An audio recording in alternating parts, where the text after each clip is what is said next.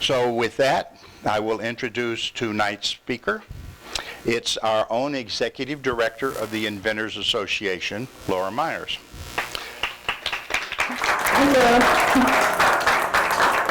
Some years ago, she had an idea for a product, and she decided that it would be better to license rather than manufacture. She's going to tell us how that procedure worked and emphasize that less than 10% of the people who try to license actually are successful in getting a license. A license allows you to leverage without the risk of manufacture and inventory and distribution. So you get to collect the royalty check and then move on to your next invention. So her product was Pocket Change. She had it in 3,800 stores.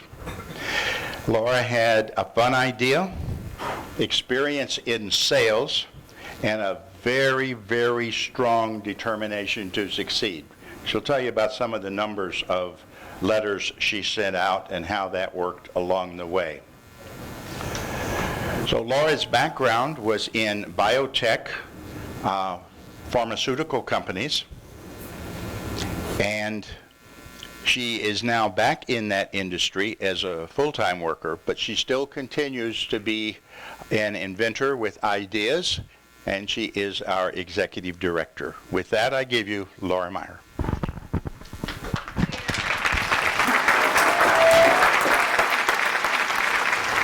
Thank you very much. Oh, I sound like I'm in a box. Does Nathan, you can hear? Is it only me that hears it like I'm in a box? Okay. Okay, I've got a lot to go through tonight, because what I want to do is give you the basics of licensing.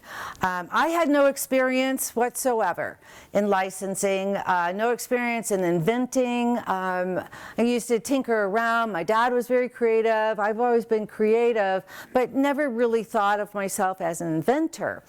And so anyway, what I went through, I think if somebody would have told me how hard it is and how long it takes and what all you have to do, I probably would have been intimidated and, backed off a bit.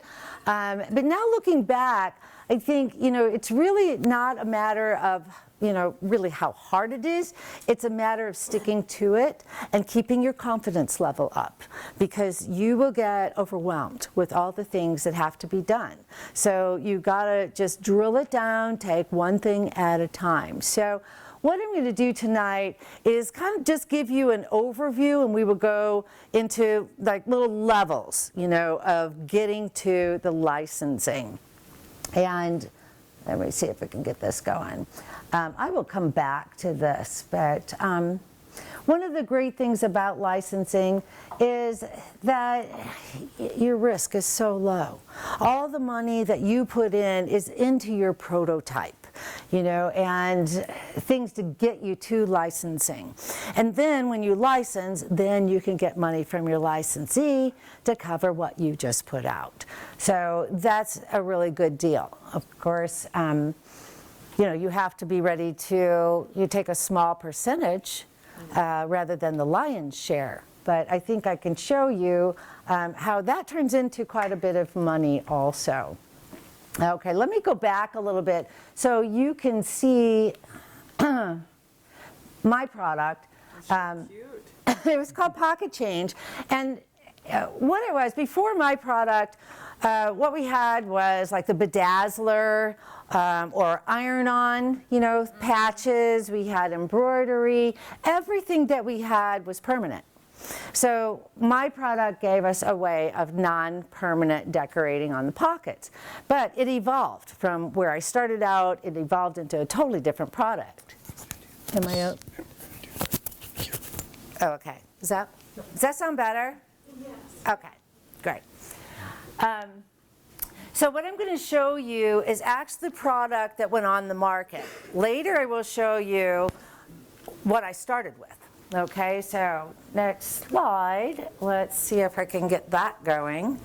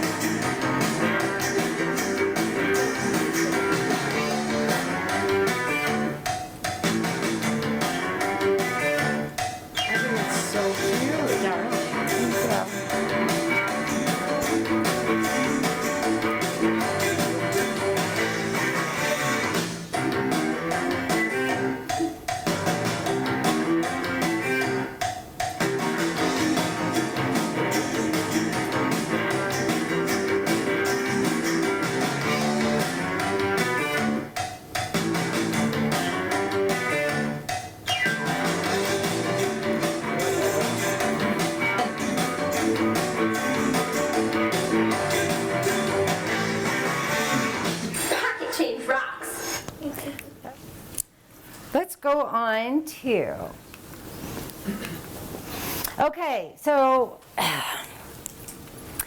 when your prototype is done, you know, you're like, woohoo, now what do I do? You know, and your first thing is, oh, I want to go contact Walmart, you know, or I want to go, you know, do like to a product competition or something like that. So not everybody really knows there's a lot of steps in between there. And so what I want to show you are the steps, you know, from, you know, start to your licensing contract. And the way I'm going to do this is with each step here, if it pertains, I'm going to show you what I did with Pocket Change, so it makes it meaningful to you. And I want you to keep in mind, though, your products may not be as simple as mine. Mine's very, very simple. There's a lot of inventors that have very complex products. So that changes things, but the basics are always going to be the same. Okay, so let's start here at building your knowledge base, okay? You have to do so much research, and you want to do this before you even start thinking about patenting. You know, you have way too much to do to even get to that next stage of patenting. Now, when you are starting with your research, one of the best things that you can do, and of course I'm going to plug the Inventors Association because, you know, that's what we do, is help people, but you join any Inventors Association. You know, you just need to be around like-minded people. You need to keep your head wrapped around your product. When things get tough, sometimes people tend to let it go. If you join an organization and you attend that organization during their meetings, that keeps your head in it. And people hold each other accountable. We ask each other about, you know, where are you with your product, that kind of a thing. So also the Inventors Association, they're all over the country. And there's a national association. You have to be at a certain level, you know, to be within the National Association. But, you know, most of them are about the same. They're all nonprofit, and they're there to help people. We do teach people, we help each other along the way, so that is going to be your first step, is join an organization. If you don't want to do that, that's okay too, but I would encourage you to attend SCORE classes or get to know SCORE. How many people know what SCORE is? Okay. SCORE is all over, you know, the country. It's a Service Corps of Retired Executives. And they are absolutely wonderful. They're a great source, I would say, no matter what stage of the game you're in with your product. Go on their website and get involved with them.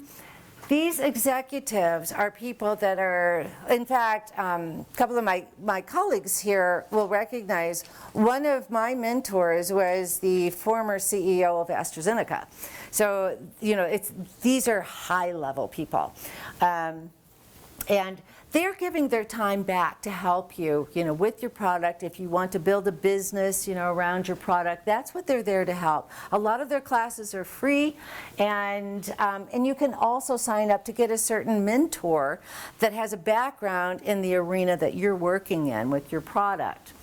Another thing is, you know, get your mentor from SCORE, but also if you join the Inventors Association, find somebody that you know, can really associate with and bounce things back and forth. They become kind of a mentor to you also. Also, what I'd encourage you to do at your first step is just start a one-page business plan. It doesn't have to be, you know, a full-blown thing with, you know, the executive summary and all of that. It's really just to keep you on track. Nobody else is going to see it. You know, you will write a business plan later. That'll be very impressive to your potential licensee. But right now, you're just keeping yourself on track. You're kind of laying things out to check things off, you know. Okay, now your second step is you really need to, if you have a product like mine was designed to go into the retail stores or sold online too, but you go out and walk the stores, talk to the clerks, ask them, you know, what sells, what doesn't sell, why do you think it doesn't sell, why do you think it does sell, see where the positioning is on the shelf. Not only where it is, but how much shelf space they have, okay?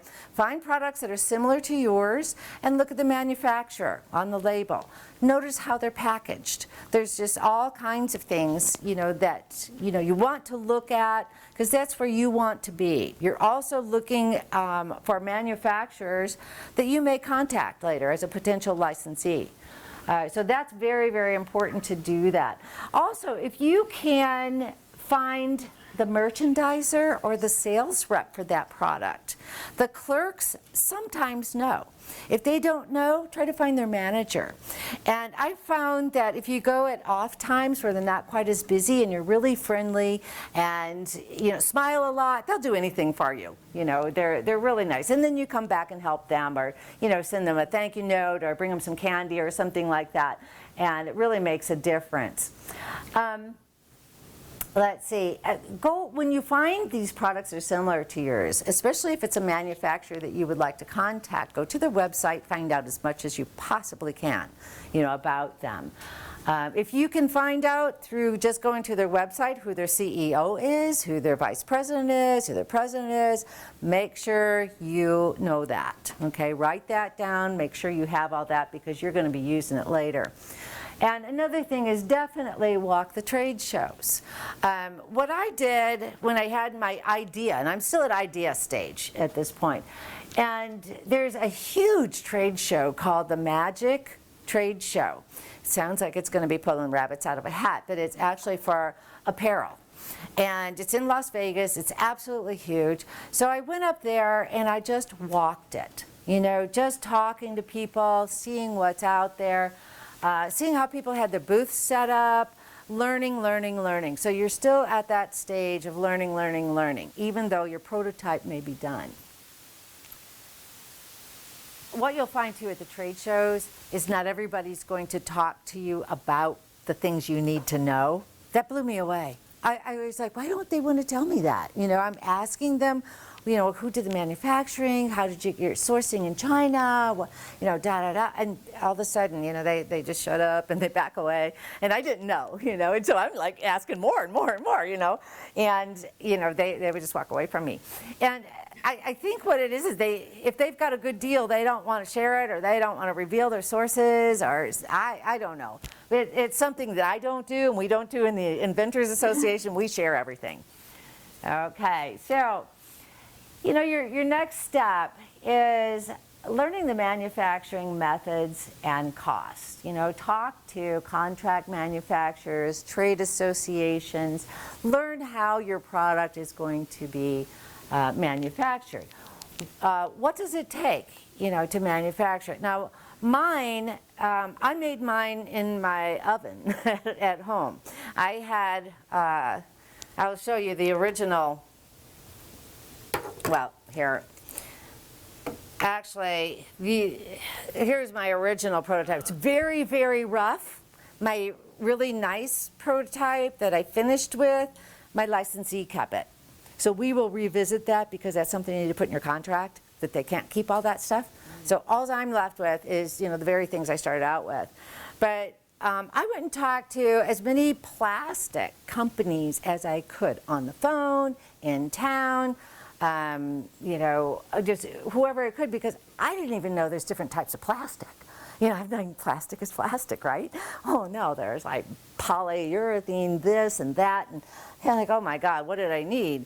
And I actually found a plastic company here in town. It was a family company, and they kind of took me under their wing and showed me what I needed. And actually, I never really used them because it wasn't really appropriate. They couldn't do what I needed, but they helped me, along the way. So I kept bringing them brownies and, all kinds of stuff. But I made mine in my oven, okay? So I cut out the form that I need, and I'll show you this all later, but I cut out the form that I need, but mine needed to go on, a pocket, okay? You got a curve, to your butt, right? And so I had to make a curve with the plastic because this was going to go into the pocket. And Anyway, so I got out my sugar canister and I put on my sugar canister, strapped it on, put it in the oven, warmed it up, and there you go. It's like the perfect curve. You know, your sugar canister is just like, you know, I just call it my butt canister. And it worked beautifully. Yes. But anyway, so those are the things. Now we have people in our organization also that do China sourcing, like Ida. Raise your hand, Ida. You know, she will help you. She will answer questions. Yeah, there's like, we have all kinds of people and, you know, doing all kinds of things. Yeah. Did you know from the beginning that you were going to license it, or were you still contemplating you might manufacture? I'm just wondering what your thought was. I thought I was going to, I didn't know really about licensing. I thought I was going to have to bring it, you know, out. And then I started learning about licensing. You know, mine was like a 3-year process, and that's not unusual, from start to finish, 3 to 4 years. So I spent probably 2 years, 2.5 years, really, just, you know, making mistakes and not knowing where I'm going. And I did not belong to the inventors. I didn't know they existed. So that would have been a good step for me if I would have started at step 1. But, you know, no, I didn't. Now, once I made the decision, then I became laser focused. And I had my product licensed within about 3 months, which I found out later that's phenomenal. You know, it usually takes people, you know, 2-3 years to land a licensee. And I did it in 3 months, but I was absolutely laser focused. And I went way above and beyond average, you know, because I just wanted to get it done. After like 3 years, you're like ready to get it done. So, you know, you need to become an expert in your product category, whatever that is. Now mine, I thought, was apparel. And what happens doing your research, during your learning part, where you start out may not be the industry that you finish in, that you license to. And that happened to me. I thought I was, you know, apparel accessory. And that's where I was going. As I went through my whole process, and I'll share that with you, I ended up in the crafts industry, and which was much better. And then also, one of the things you need to do is become an expert in the demographics and psychographics of your target market. We'll go through some of that. Who are they? How many of them are there? You know, where do you find them? What makes them tick? Why do they purchase? Those are your psychographics. You've got to get into the head of the consumer, get into their minds. And then also, you want to conduct focus groups. And I'll show you what I did too. Fieldwork Phoenix is very good, they're very targeted, they're very professional, but they're also very expensive. There's other ways to do it. And what I found is just find your target market, go to where they are, and talk to them, you know, and network, network, network. Now let me show you, we're going to repeat steps 4 and 5, and I'll show you what I did with Pocket Change so you can get an idea of that. And actually what you're going to see is not everything that I did. I just pulled out, you know, some of the highlights. But, you know, I looked at my initial target market. Of course, it's like female, the tweens. That's where I was going. And I had cute little things. I eventually wanted to end up in the adults, you know, with women's products. But when you look at how people buy, especially females, if you bring a product out that is for older ladies, the kids don't always adopt it. They think that's for old ladies. You know, it's not cool because their mom's wearing it or something, you know. But if you start with the kids and they make it cool, older ladies don't care about that. They just want it refined to their tastes, okay? So I learned you start with the kids and move in that direction. So this is where I had to start. Now I had also a very different buying dynamics, because now the people that I wanted, the consumers of my product that were going to be wearing them, are not the ones that are going to be buying it. You know, they don't have a charge card, they don't have, well, they may have a small allowance, but they don't drive, they can't go to the malls without their parents. So now you have to figure out, how do you get the parents, you know, to purchase this for the kids? You got to get the kids hooked on it, and the kids have that pester power. That is very, very powerful, 86% of tweens influence the purchasing decision through their pester power. You guys, how many of you have kids? You know their pester power? It's pretty strong, yeah. So anyway, that is what I had to figure out. How am I going to do this? Okay, so what I started looking at was, and also, you know, what I want to show you here too is when you're doing your presentation to a licensee, I'm kind of getting ahead of myself, but you want to make it kind of visually pleasing too. Don't just make a whole line of statistics. Put some pictures in there, get it emotional, get them involved, engage them. So what I found, there were 20 million girls aged 5 to 13, and their purchasing power, which would be their pester power, $18 billion. That got my attention, okay? And at that time, when I was coming out with this, that was 2008, right when we went into, you know, our recession, and people weren't buying jeans, you know, and they weren't buying much. However, the accessories market went up, okay? And that's because, you know, moms are phenomenal, women are phenomenal in their buying. We always want to look good, and if we can't buy a new pair of jeans, we'll buy something to decorate them, make them look good. Okay, that's what was happening. The scarves and necklaces and all kinds of things. Bedazzler, you know, saw a big increase at that time too, because, you know, you're making old things look new. So my timing was very good. I couldn't have done that, you know, if I tried, you know, but it just happened to accidentally coincide.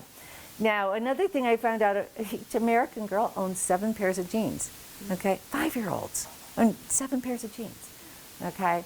But what that said to me is 140 million pairs of jeans just waiting to be decorated. Now, how many of you know what Jibbitz? Do you know what Jibbitz are there? Oh my gosh, nobody? Okay, Jibbitz, you know the shoes Crocs? Okay, those kind of rubber ones would have the holes in them. And they started making them for little kids, and there was a mother at home at her kitchen table, and she ended up making these little cute things to press into those holes to decorate, you know. Okay, that went wild, okay. Jibbitz selling $2 million per month, okay, with a population of 24 million Crocs at that time. Okay, so now I'm thinking, all right, I hit into an industry where there's a lot of potential. And another thing, when you're going into the psychographics, this is so important. Not that you're going to be selling yourself, because you're going to be licensing it, but you are going to present this to the licensee. You have to look like the expert. So you learn everything you can. You know, as we all know, you know, kids are getting older, younger. Okay, when I was 6, I didn't dress like that. In fact, my mom dressed me. You know, I knew what I liked and what I didn't, but I didn't go shopping. She brought it home for us. But now, you know, the pre-tweens want to be tweens, tweens want to be teens, 6-year-olds want to dress like their 12-year-old sisters, 12-year-olds want to look like they're 16. It's unbelievable. I find out they do reject a lot of childlike images. But they do stay very close with the fashion pulse, and they do like self-expression. That thing hasn't changed. You know, little girls have always liked colloquialisms, they like self-expression, but their own language of acronyms, that is new. So I capitalize on that with my product too. So, you know, these kids are unique. They're different, and they continue to be different. They continue to amaze me.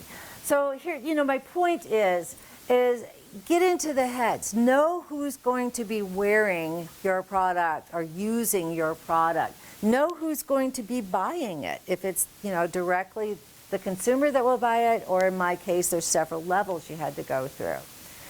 And now you have to look also, like I said, the purchasing dynamics.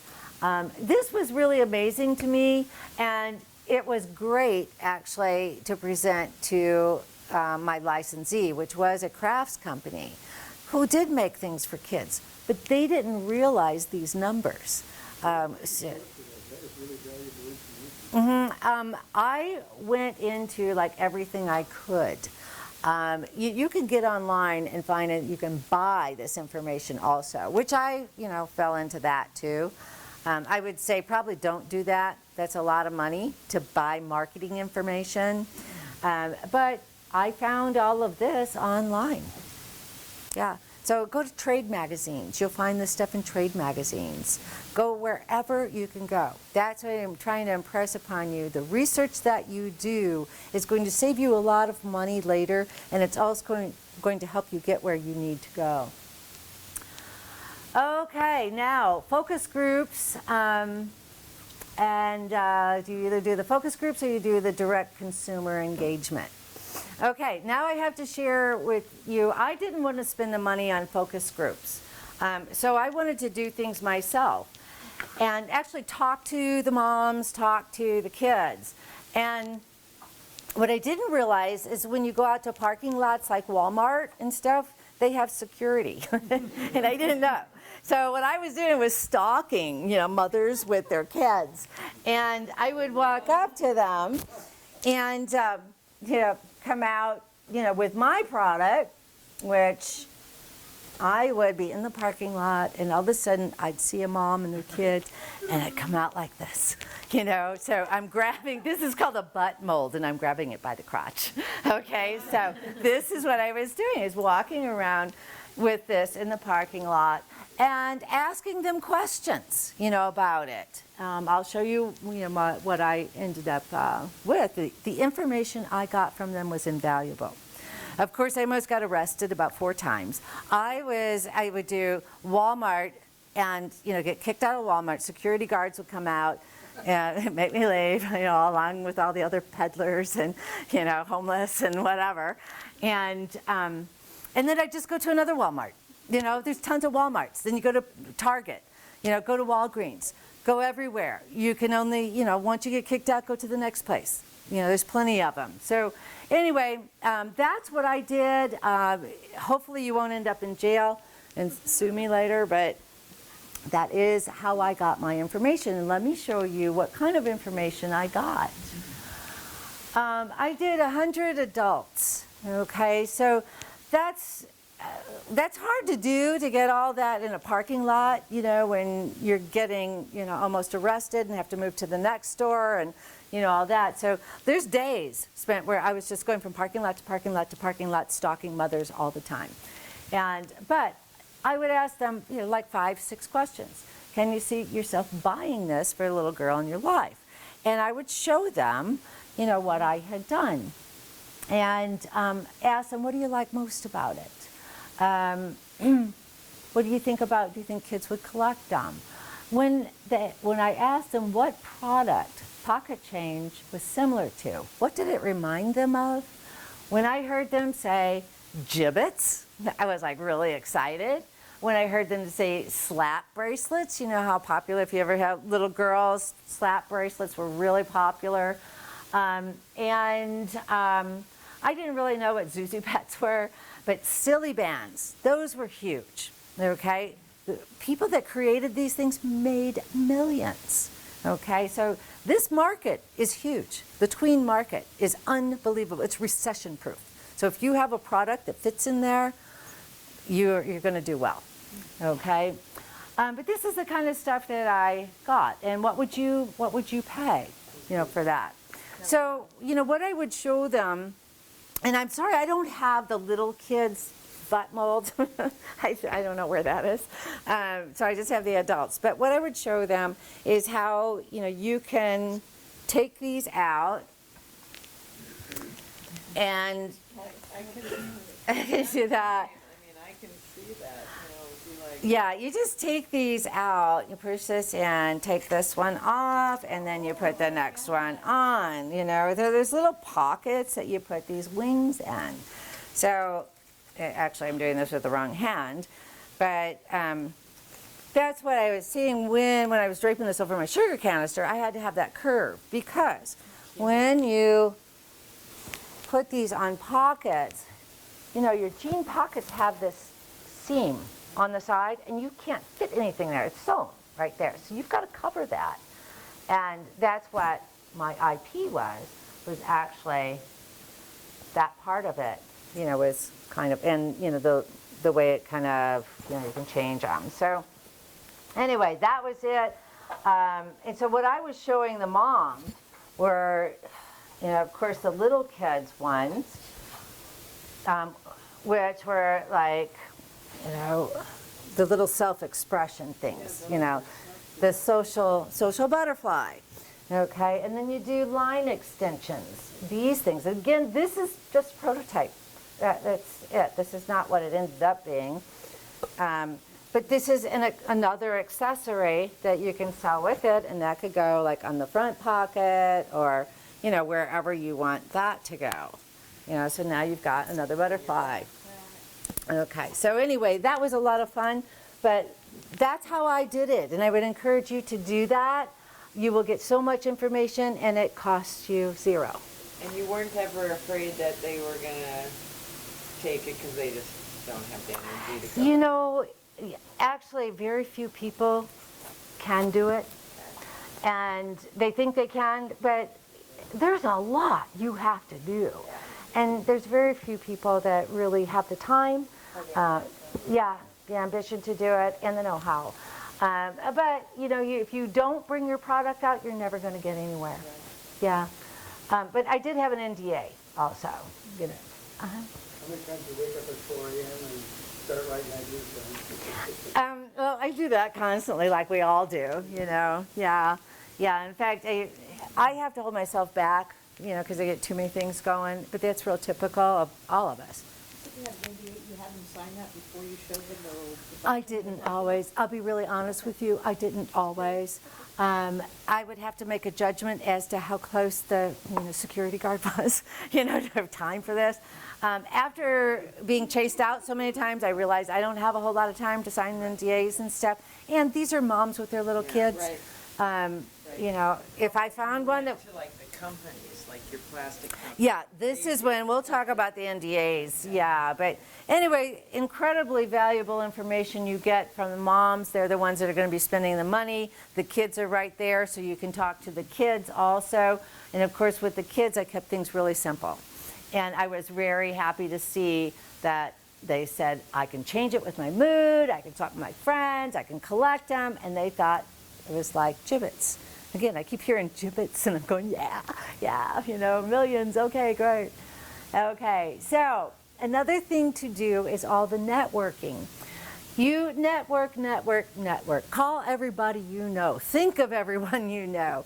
And, call them. You don't have to give away your idea or exactly what your idea is, but call and ask for help. And I will show you how, this led me to actually getting into the crafts industry. Like I said, I started out thinking this was an apparel product. And it wasn't until I started networking that someone suggested. So I have a friend that keeps a yacht down over in Southern California, San Diego, at the Marriott Marina, right there. And so that is, right there is like the $1 Billion Boys Club, okay? These people have gobs of money, and they have 200-foot yachts, they have, all kinds of stuff. And so he kept his yacht down there, so I called him. And I said, I've got an idea, and he's like, yeah, you always have ideas. And, but I said, no, I'm really serious about this, let me tell you a little bit about it. And he said, let me hook you up with Richard Freeman. Let me just give you his number, tell him that I said to call. Richard Freeman was a co-founder of Pottery Barn. Okay, so what do? I call him. I pick up, as soon as I hung up with Steve, I call Richard Freeman. And he's an older fellow. At that time, he was like in his late 70s, maybe early 80s. Very, very nice man. But I call him, he doesn't know who I am. Just total cold call.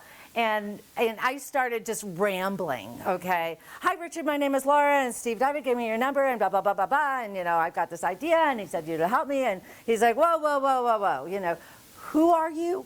I said, my name is Laura. He said, now, how did you get my number?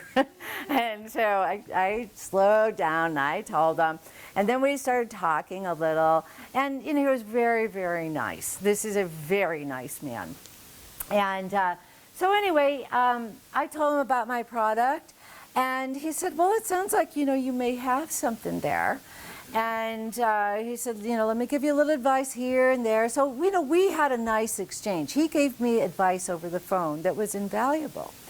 But then he said, next time you're in San Diego or in California, give me a call and we'll get together. And I said, Mr. Friedman, how about 2 hours from now? And he, goes blank. And he said, you're serious, aren't you? And I said, yes, sir, I am. So there's a flight leaving about every 20 minutes between Phoenix and San Diego. I will be on the next flight. Will you meet me? And he said, well, we're at our yacht. We're about to go out, take my family out. And he said, but, we'll wait for you. I said, all right, on a plane, boom, and there I go. So I had my meeting with him on a 150-foot yacht, a crew of 4. It was so nice. I get on the yacht, and one of the crew members, they're all, decked in their whites, and they're like, oh, have a seat in the salon. Like, okay. And Mr. Friedman will be in a minute. And so he comes in, and he's got on old tattered sweats and stuff, and I thought, man, I like this guy. And he was so incredibly nice. He's the one that told me to go into the crafts market. When he looked, I brought both butt molds, and also, okay, here I'm getting on the plane. Well, I didn't want to, have luggage and stuff. So I sit in the seat with 2 butts in my lap, And I had the little one and the big one. And so anyway, this was so fun. But anyway, he said, you know what? So the apparel industry is extremely cutthroat. And he said, I don't know. I just don't know. But I do know you could get into the crafts. And I'd never even thought of that. He said, what you have here is something that's going to keep a kid busy, and little girls love to do crafts. And I thought, wow, you're right. And then I thought, oh, I should do do-it-yourself kits, which became a line extension that I did get out into Michael's later. Okay, so anyway, I owe this man a lot. We have kept in touch through the years. Wonderful, wonderful person. And in fact, I actually convinced him to get involved with SCORE over in Southern California, which he's still doing now. So he is now mentoring and helping other people. Yeah, great, great, great guy. Okay, another person was the co-founder of 7 Jeans, which is like 7 for all mankind, really popular. Okay, so I call him up, okay? And I didn't get to him. I got to his assistant. And she said, well, if you want to come over, I'm back in Phoenix again. She said, but if you want to come over, they're in LA. And she said, I'll set up a meeting. And then I said, okay. And what I didn't know is this guy looks at all kinds of products. I thought he was going to consult with me. No, he was actually going to determine whether he wanted, to copy that product or not, or to, buy it from me, take it from me. I got very scary vibes from this guy. So I go over, and he actually turns out to be fine. But he scared the cahooties out of me at first. So I drive over to LA, gives me an address, and I find the building, and it's way up there. And he had the penthouse, up there. So I go up, again, I've got, my butts with me, and I dressed him in 7's jeans, okay? And so I go up there, and it's this huge place, and I walk in, and there's all kinds of people sitting there with their products.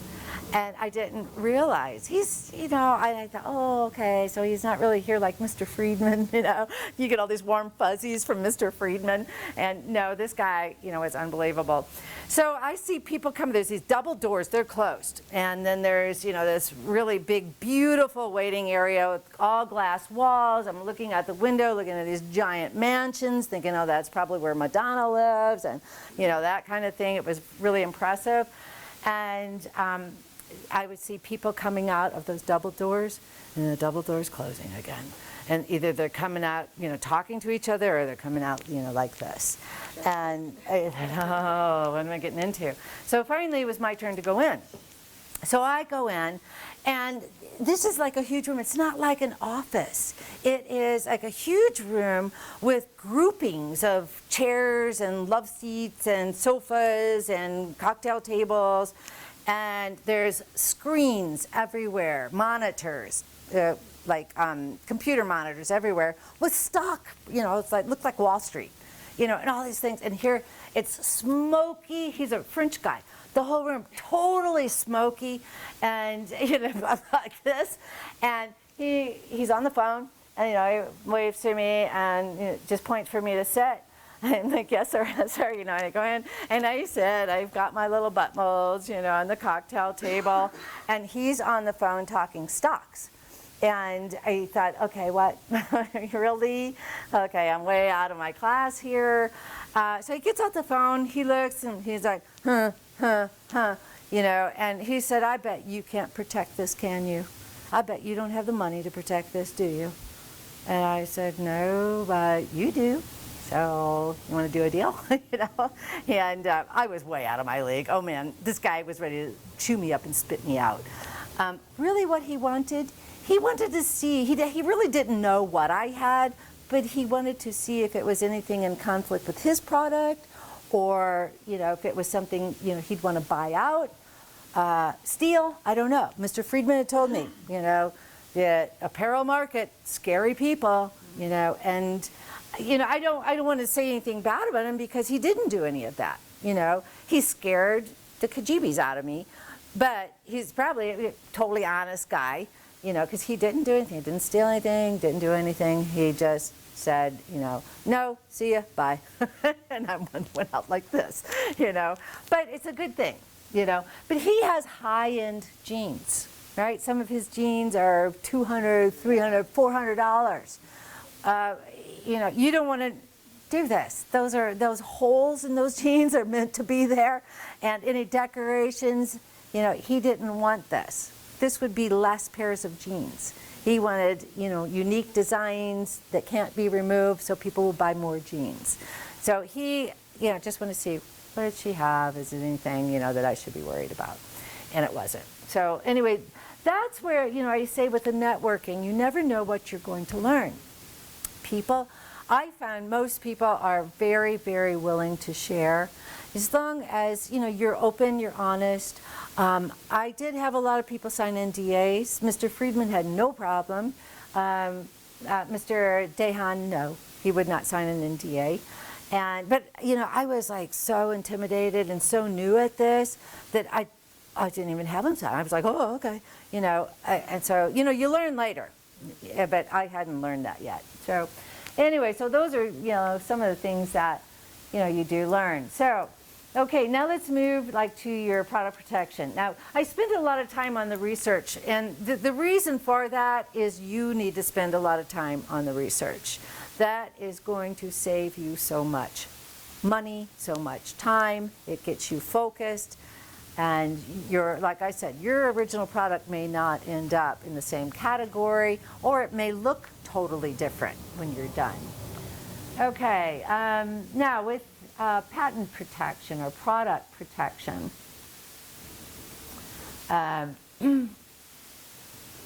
one of the first things you want to do is look to see, is it patentable? You can start your own patent search. I would encourage everybody to do that. But when you finish that, don't think that you're done, because there's no way. You don't have access to all the databases. You don't really, it's very complicated. It's very complex. So do as much as you can, learn as much as you can, because that's going to benefit you later. You can go to uspto.gov. Google Pat Search. There's tons of them, where you can learn to search on your own. You can learn the classification numbers and then do searches during according to classification numbers. And then also now, we didn't have this then, but we do have it now. It is the USPTO has a patent and trademark resource center right in our own state capitol. Okay, and Peter Grant right here. He's a librarian over there, and I think he runs the show. So I think he does everything. Am I getting in a box again? I sound like Do you guys hear me? Am I getting in a box again? Where is it? It's at our state library, downtown, state capitol. I mean, state library, our capitol. Yeah, our state capitol. So, before you leave tonight, introduce yourself to Peter, ask him some questions. He can give you so much information. They do classes, webinars, they do all kinds of things. I wish that would have been available for me, but this makes it very easy, and it's kind of cool to go to your own capital. We don't use the things that we have, that we pay our taxes for. This is one of them. Use it. It's very, very good. Also, do not rely on your own independent search. Don't feel secure with that. Get help. There is absolutely no comparison between a patent search done by a professional or one done by an inventor. So get patent agents. Alex back here. Alex is a patent agent. He does patent searches, and he loves it when you come in with information that you've already done, so now he doesn't have to start at square one. You already have a knowledge base. He can talk to you at a higher level. So I would say do as much as you can on your own, but don't rely on it. Okay, now what if you find out somebody else already has it, and you would be infringing on them? Okay, well, all is not lost. Some people will say, oh, it's already in existence, and they stop there.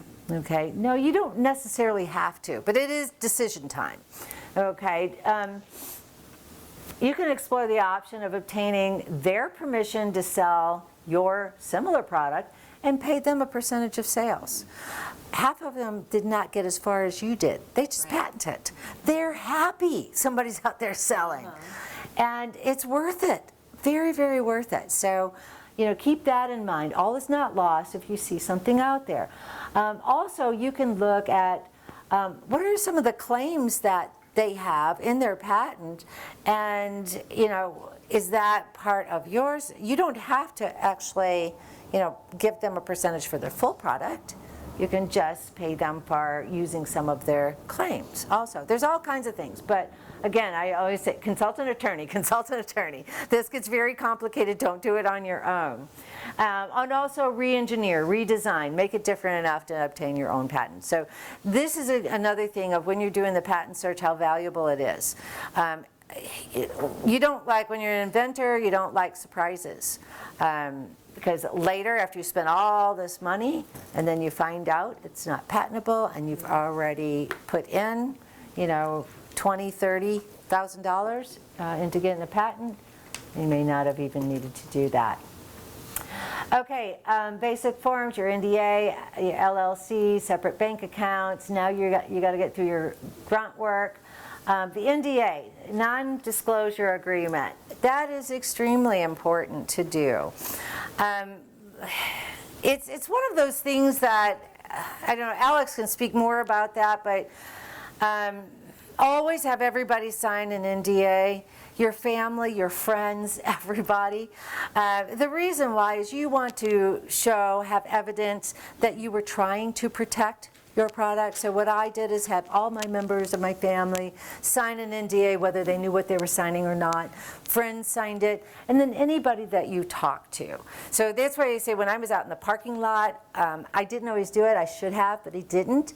I wish I would have, but nothing ever happened, so I was okay. But that is very important, always, always, always. I'll tell you a story, too, that there's so many things when you go through this whole journey. I mean, you collect so many stories because you're doing all kinds of things outside of your comfort zone. But I was talking to an engineer, and I made the mistake, again, one of my values, a value that I bring to you is that I've made a lot of mistakes, so I can tell you what not to do. So I meet with this engineer, and I forgot to have him sign an NDA. I bring out my butt mold and show him what I have, Then it dawns on me, oh my God, I didn't have him sign an NDA. So I pull out my NDA and ask him to sign it, and he said no. And I was like, oh my God, that's the first person ever said no to me about this. And all of a sudden, your guard goes up, you're scared, why won't he sign this? It just clearly states that he's not going to steal your idea, and he wouldn't sign it. And I said, well, how about, will you get on the phone and order a pizza at Domino's? And he looked at me kind of funny, and I said, you know, sir, I am not leaving here until you sign this. And I'm getting kind of hungry. And I know you have to close up shop soon, so let's get a pizza, you know. And so we sat for a while. We went back and forth for a while. He did finally sign it. Yeah, and we didn't get the pizza. I could have gotten a free pizza. But anyway, but, you know, you do have to sometimes go toe-to-toe with somebody. And, you know, when you get into the potential licensees, too, that's another issue. You have to deal on a different level with the NDAs. Some will sign, some won't. Also, go ahead and start your LLC with the Arizona Corporation Commission, because now you're going to be starting to spend some money. So you want to be able to write this stuff off. So you start your company. And, you know, I was just working with a lady that didn't know that she needed to start her LLC. So she was going to start her LLC with and have the name of the LLC be the name of her product.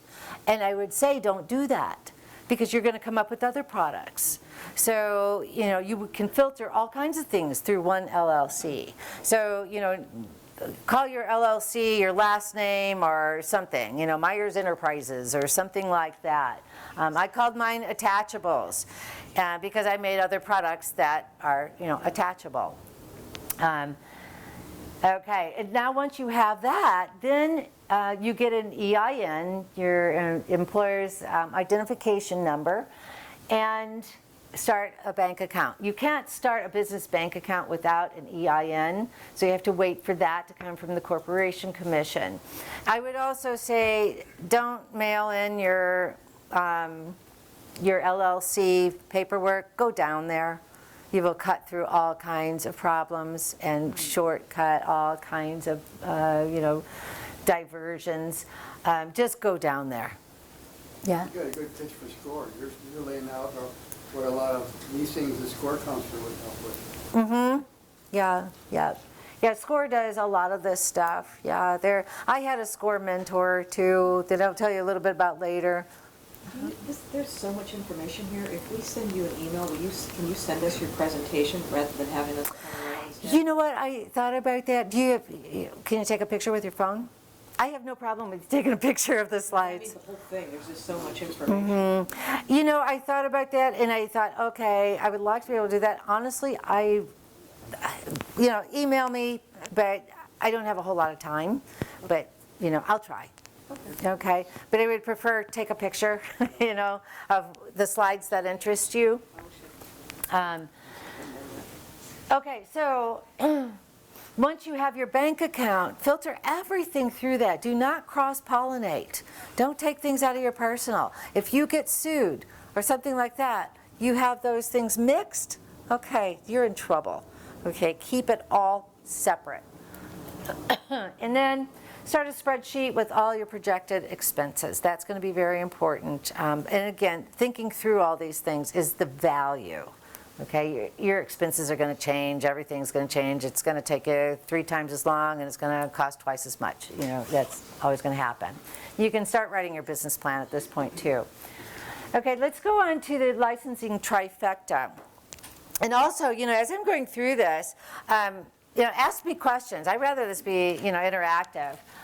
And then we can have a Q&A afterwards too. I may not have all the answers. Again, I'm just sharing with you what I did and what I learned. I am not the expert. So I can answer a lot of questions, but not all. Okay, licensing trifecta. This is important, okay? Because this is what you're going to look at as you're preparing everything for presenting to a potential licensee. Okay, you have to think like they do. There's 3 things they're really looking for. And there's other things also, but these are the basics. They want patentable products. Now again, you know, we talked about, is it really worth it to patent or is it not? But if you have an issued patent, you'll have stronger bargaining power, but sometimes it's going to take 3 years to get a patent, okay? expect to spend at least 10 to 20,000 for a very simple product and a whole lot more for things that are complex. So those of you in here that are engineers, which I know there's a lot, and you guys come up with ideas that go right over my head, expect to pay a whole lot more than I did. But, you know, You go to back there, then I think that's, we'll keep revisiting this. Okay, now let's think. Now think about like my product. You know, mine could be easily knocked off, right?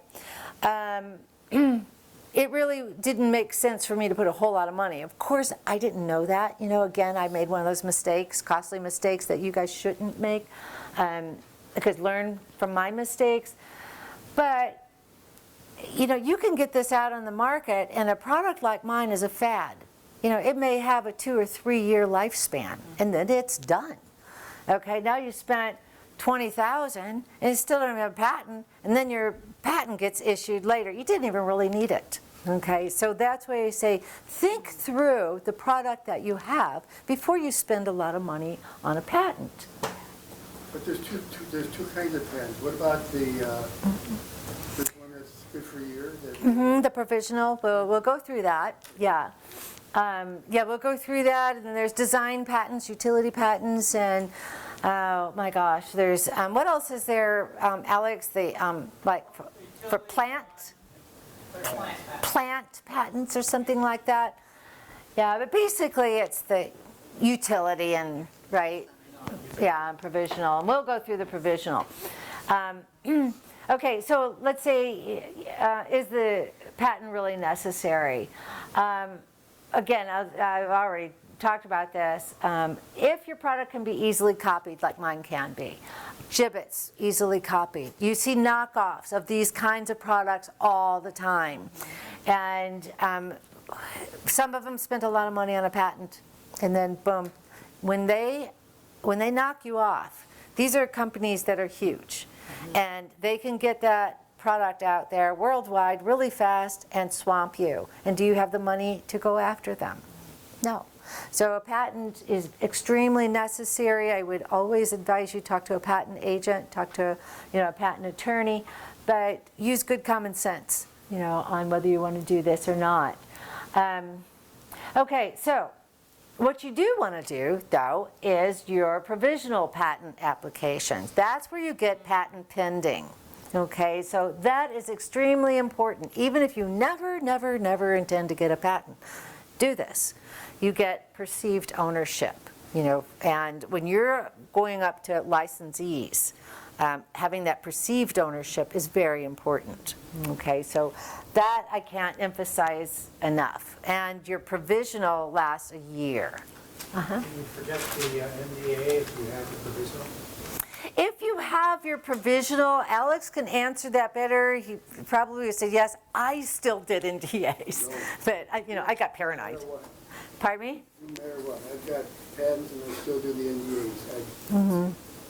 Yeah, what would you say, Alex? The risk is, first of all, a lot of people think you can just write a really, skeleton of a patent application as a provisional and file it, but if you don't have good disclosure in your provisional, that really doesn't give you priority date for your later filed utility patent. So first thing I would advise is don't write a really short provisional and just say I got it covered. The other thing is if you're going to go meet with a designer or somebody who may have improvements on your invention, you still, even if you have a provisional filed, you may want to get a non-disclosure agreement signed that has intellectual property provisions in it, which means that if they come up with improvements, you still get the rights to those. So if you're hiring somebody to help you design it and improve it, Right. even with a provisional file, I would highly recommend that you get a non-disclosure with IP provision clauses in it so that you maintain rights to even improvements that come out of that relationship. That's very good advice. So we'll talk a little bit more about that too. Now, if you have patent pending, you can get the licensee to pursue the utility patent, the real patent. You can get them to pay for it, as well as defend it, and you still own it. And that's not that hard to do. I did it, and I didn't even know what I was doing. Okay, so that's the way to go. They have the money. Let them do it. start your, your provisional, get the ball rolling, and then let them do the rest. They almost prefer that because, they're going to make that decision too. Is it worth it to go forward? They know their industry better, than anyone. Okay, now we go into, is it marketable? Okay, so they want to see that there's a very strong, very well-defined market for your product. Now, there's a lot of products, when people come into the Inventors Association and they're new and they got the greatest thing since sliced bread, they're like, oh, everyone's going to want this, Well, no, not unless you have a toothbrush, not everybody needs this. So you have to narrow it down. Keep ratcheting it down. So let's say you have, I don't know, a new type of beach ball or something, okay? A lot of people play with beach ball, but narrow it down to, people that live in, a geographic area where they would, use one daily or something like that. What their income level is, who usually buys beach balls, men or women, that kind of thing. Know your market, know who you're going to target. They will be impressed with this. When you say well-defined market, say $3 million or 3.2 million people can buy that product. Is that well-defined market?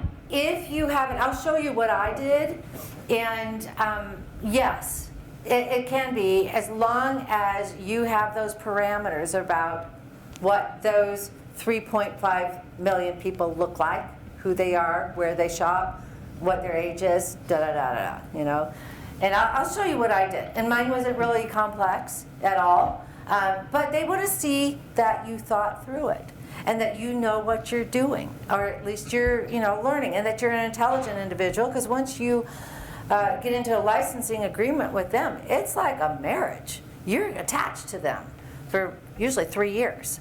And honestly, you've got to like them. They have to like you. They have to be mutual respect. So look intelligent. You don't have to be the ultimate business person. They're not expecting that. But do your homework. That's one thing they do expect. Do your homework. Don't waste their time.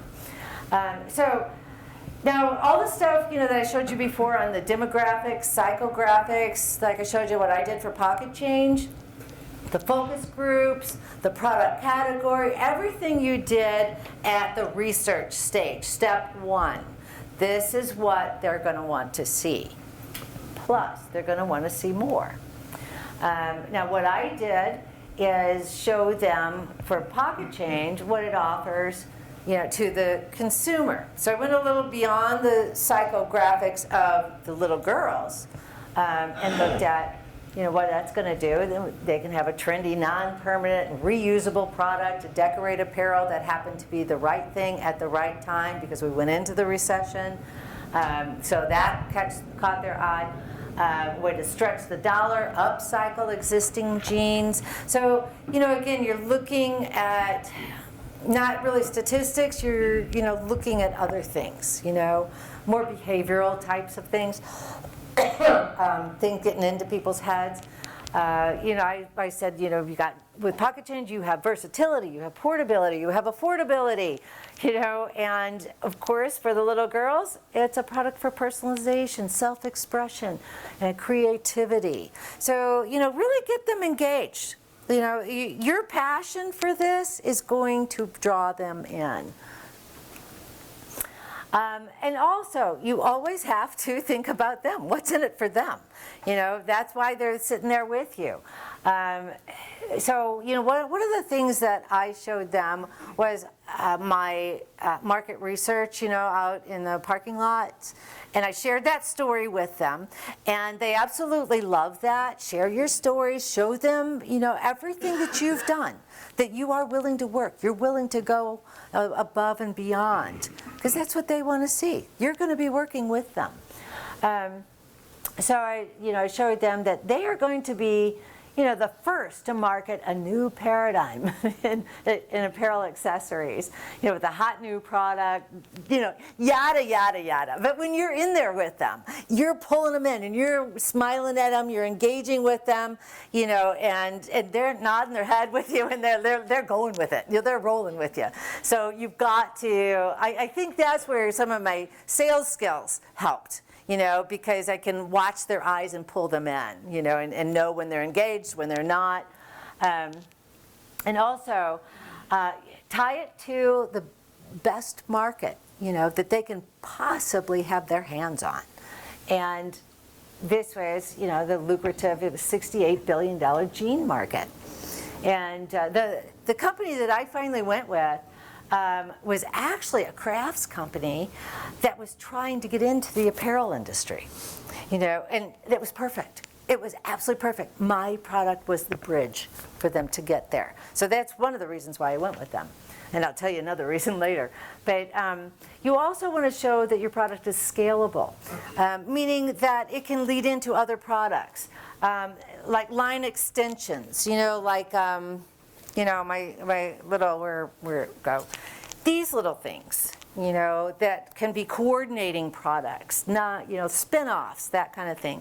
I also went into decorating the belt loops, with coordinating types of things. So show them those things, because you don't want, one-trick pony.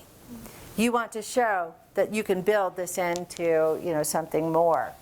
And then also, you want a product that fits into multiple distribution channels, okay? So that would be like big box stores, boutiques, for my product, big box stores, boutiques. At that time, there was a kids store called Club Libby Lou. Does anybody remember that? I know you guys are like, no, what's that?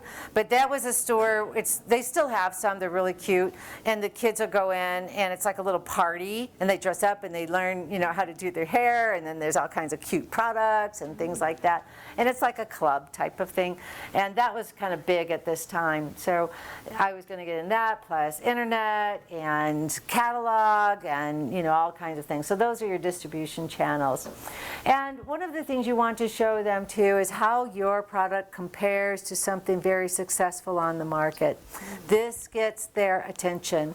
And when I showed them, my research that I did in the parking lot, and that the parents and that the kids said it reminds me of Jibbitz. In that industry, they knew exactly what Jibbitz was. And I will tell you that when I talked to them, that's when they leaned forward. I had them. I knew I had them at that moment, because they could see it. They could see my product's very similar, but it's on a butt, not a foot. And they knew also, how much money they were making. Okay, and they killed it. And they did very, very well. Also, take a look at your potential licensees' products that they already have. Now, the company that I licensed my product to is called Plaid. They're down in Georgia.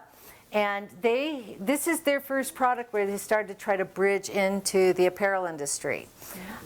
So as you can see, they had the do-it-yourself, iron-on, types of things. What they found with this is what they had didn't really match the target market that they thought. Little kids don't iron. Teenagers don't take time to iron. So they put, it was too cumbersome. So they realized that. They did get some sales that, they did okay with this product, but it didn't go as well. And that's why they were excited about mine, because mine was a lot easier, to do. It was quick, it was fast, it had the wow factor, that kind of thing. So everybody and their brother were doing this, anyway. So they were just another me too. So that's really important, is to look at the products they have, compare yours to them, show how yours can go above and beyond that. Okay, so now commercially feasible. Okay, here's where you show them the money. This is the most important. Well, they're all very important, but Okay, this is where you're just really looking at the hard, cold facts of what kind of money are we looking at. Okay, they want to see that they can make it and sell it for adequate margins. You don't have to be an expert at knowing their markups. I would say learn as much as you possibly can. You know, you don't have to try to impress them, but when they're talking, you know, amongst themselves or something, you can understand what they're talking about, and you can engage with them and impress them even more. You know, that you've done your homework. They love to see that you've done your homework. And then show them that you've made projections based on what you learned, what you know. Now, with Pocket Change, what I did was, you know, say, okay, there's approximately 2 million girls aged 5 to 13 in the United States, right? Okay, so let's say, and here's how I positioned this. I said, okay, let's say we only get 1%, just 1% of that 2 million girls. Let's take a look at what that does.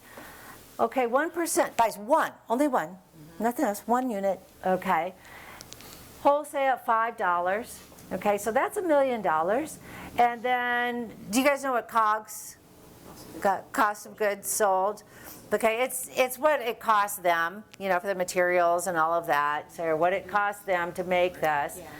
So you take that out, and so you've got a $500,000 profit. So that's 1% of the market with 1 unit. Now they know they can do better than that, okay? Now let's look at $5 million, or 5% of 20 million. So now you've got 1 million girls at 1 unit, $5 wholesale, it's $5 million minus the cost of goods. So now you've got a $2.5 million profit. That's 1 unit, 1 pair of pockets. That's it. Now remember, these girls said they want to collect them, they want to trade them. So you bring those things back out, you know, remind them of all those things. Okay, and then you get 10% of the market, and you know, you're looking at a nicer profit. Okay, so see what I mean is show them the numbers, be very realistic, but I would say don't really embellish the numbers themselves, but embellish how you present it to them. You know, we always say in sales, you sell the sizzle, not the steak. Okay, this is the steak, but you are the sizzle. Okay, so how you present this is going to make a big difference. So now when you're thinking, what are your royalties going to be? Okay, because you've decided to not take the lion's share and the lion's risk and everything, you're going to go with the smaller royalties. Okay, now think about this. This is why I tell people, even these simple little bitty products like this, you can make a lot of money. You really can. Think about a small percentage of $5 million, you know, of 1 unit of, you know, this is very possible. I mean, we hit this over and over again, and it's nice. I am going to be able to retire. So, okay. Now, finding the licensees. Okay, this is where. Can you divulge what your? Yeah, I can. I don't have a bit real problem. I'm not going to tell you like everything, but our first sale was a small sale, and our first sale was $675,000. So that was our very first sale. And then after that, we went into different markets, into different chains. It got bigger and bigger. Then we launched the do-it-yourself, you know, into the Michaels stores. How did you work the royalty side? I will get to that. Yeah, yeah. So, you know, when I'm talking to people about, you know, what I did, I don't have a problem in sharing, you know, the numbers, the dollars, that kind of thing, because I want to show you that licensing is very good, low risk, and you can get a lot of money. You have to keep on top of it, but you sit back and collect the money. They take all the risk. They do all the work. They do all the stress. You sit back and you collect the money, and you watch over them. And it's really, it's a good deal. I wish I could, you know, do that with my boss. You know, get him to work. Okay. Okay, so now we're looking at finding those licensees. And this is where I'm going to show you what you need to do. I hear, well, okay. Well, let me start with this first. Okay, so, go out to the stores, as I said before. Look at other products on the store shelves, who's the manufacturer, find out as much as you can about them. They are your potential licensees. What I did, because the USPTO office was not at the Capitol building at that time, I went to the Burton Barr Library downtown. I would still encourage you to do that. I tell you, I have a whole new perspective on librarians. I really do. I am so amazed and so impressed with them. It is amazing how intelligent and how helpful and how engaged they will be. And at the Burton Barr, that's the downtown library, the big one it's on McDowell, I think, or at McDowell and I don't know, Central, or right around in there. I should know that because I spent a lot of time there. But it's the second floor. It's a business library. Get to know those librarians, get their email addresses, engage them, tell them what you're trying to do, get them to feel a part of what you're doing, and they do.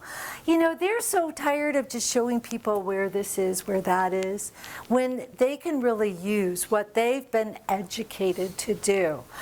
They can use their education, all the skills they have, all the knowledge they have. They love it. They get involved. Reference USA, write this down about 9 million times. And Peter can talk to you about that too. Reference USA is what I used a lot. When you go to the library or go to talk to Peter, they can show you how to use Reference USA. You do need their help to learn it.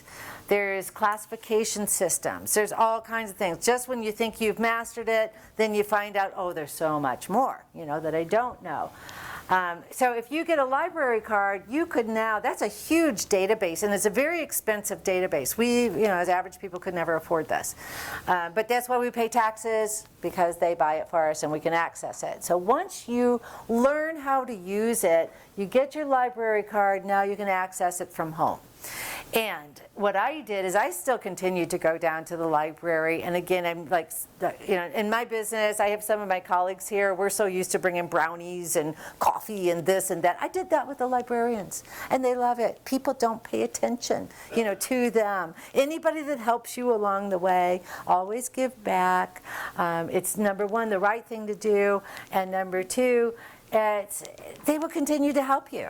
And then, there's a lot of instances where I helped other people later too that had helped me, and it's just, that's what we're all about anyway. Okay, so what I found is once I really had them engaged and excited about my product, and they were looking up things, and they would email me or even call me and say, hey, I just thought of something else. So now you've got like your own little office people, that are helping you. They were amazing. I love librarians. I had like 3 of them that would email me with other ideas, and then they'd say, oh, well, I was thinking about your product, and I looked in this category, and I found this and this and this. So here, go to this, part of Reference USA and investigate that. Hello? I mean, absolutely wonderful. They're a wealth of knowledge. Okay. Okay, so now I use the Reference USA. I took Mr. Friedman's advice, looked at the crafts industry, and then my mentor at SCORE was actually the former chairperson of SCORE. And he was amazing also. And he told me, he said, don't bother with these big companies. We all think we want to get in with the big companies. And he said, don't bother with them. They have tons and tons and tons of products. Go to these medium-sized companies. They're more flexible, they're hungrier, they'll work with you. It's a better marriage. And I found that because I did talk to some big companies too. And what happens with the big companies is you generally talk to the lawyers, first off. It's kind of like, okay, you know, if you're going to get married, do you want to talk to the lawyer, you know, before you even get the engagement ring? I don't know, nowadays they do, but anyway, you know what I mean? It's like, but, you know, it's kind of like, I don't want to talk to a lawyer at first.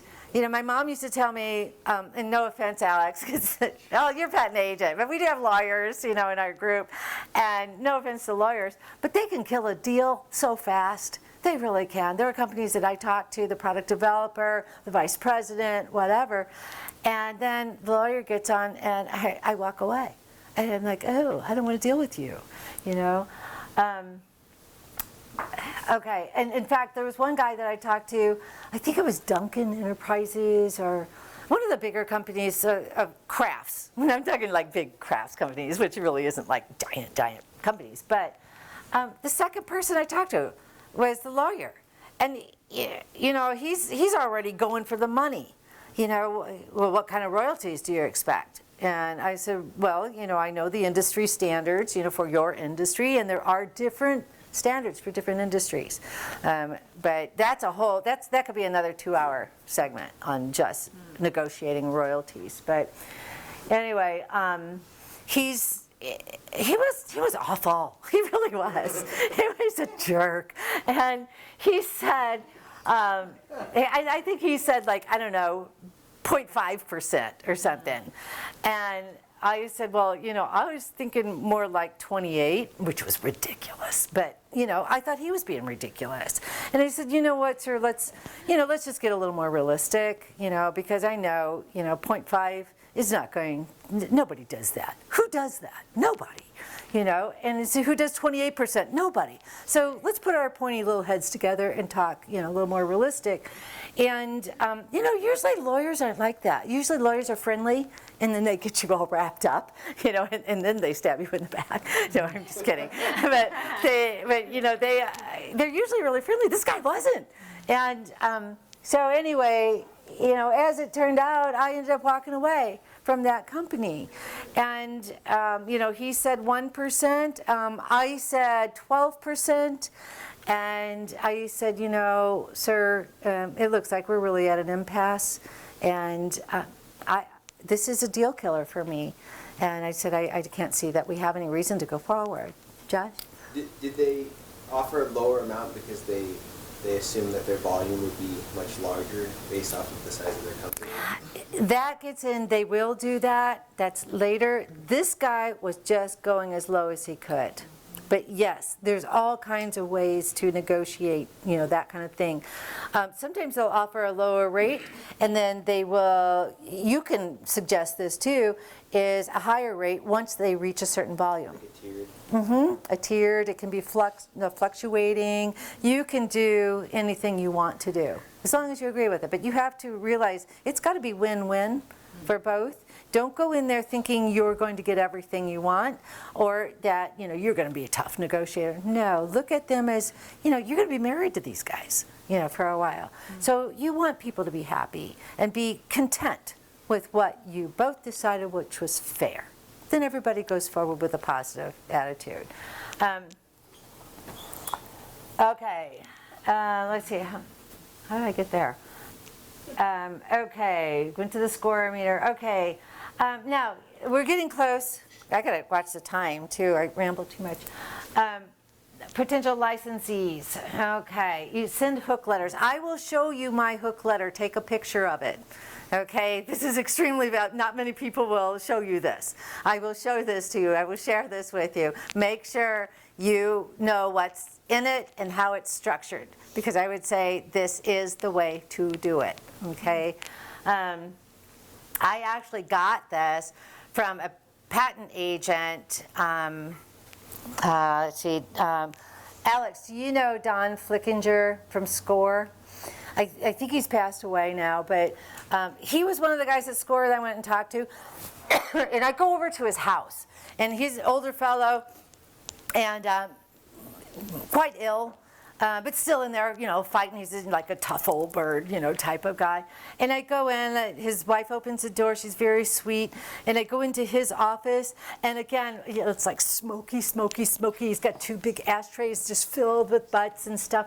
And, but nice guy, super nice. And he's like, I didn't know, usually when people smoke, they want to smoke in their own home, that's fine. But usually when people come over, they don't smoke and blow it in your face. And he's like, rah, rah, rah, he'll blow and smoke in my face. And, rah, rah, rah. And it was like growling when he was talking. Was he located in Northwest Valley? Yes, yes. That's where his home was, yeah. He wrote, and he had a whole series of writings as to how to That's him. promotional applications and stuff. That's him, yeah.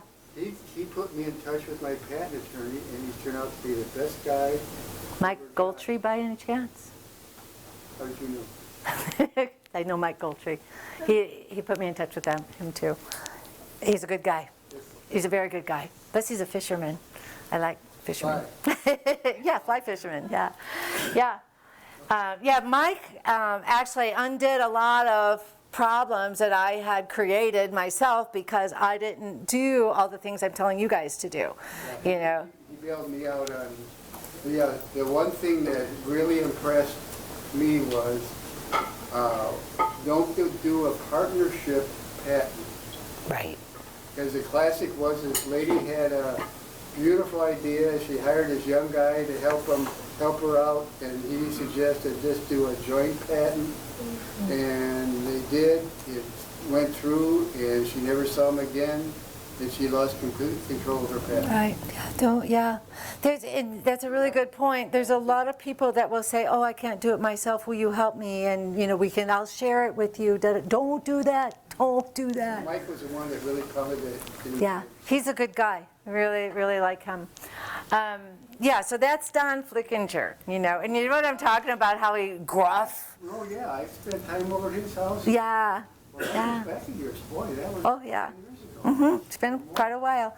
He told me, he gave me the best advice ever, and he said, it's like really gruff. And he said, you follow what I tell you, and you will succeed. And I thought, okay, you got my attention. And he said, a lot of people, they'll contact about 20 potential licensees, 15, 20. Okay, they all say no, they give up. Or even 30 or whatever. He said, you do 1,200. And I said, whoa, okay, I did 1,200. And I got 8 companies that wanted my product. I narrowed it down to 4 that were very, very interested, flying me everywhere. And then I got to pick who I wanted. So I followed his advice. So these guys that have done it, they're part of it, listen to them. I would not have known to go that far, but I did. So, when you do something like that, you have to, divide your time up, figure out how many you can do in one day or 1 week, set your goals, and you will get it done. But set your goals. Okay, now what I did is I did the old-fashioned way.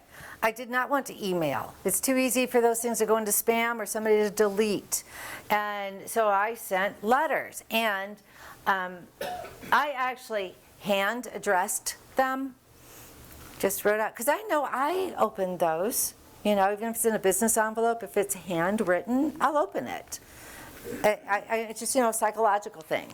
So I did 1,200, and I hand-signed all the letters and, all that.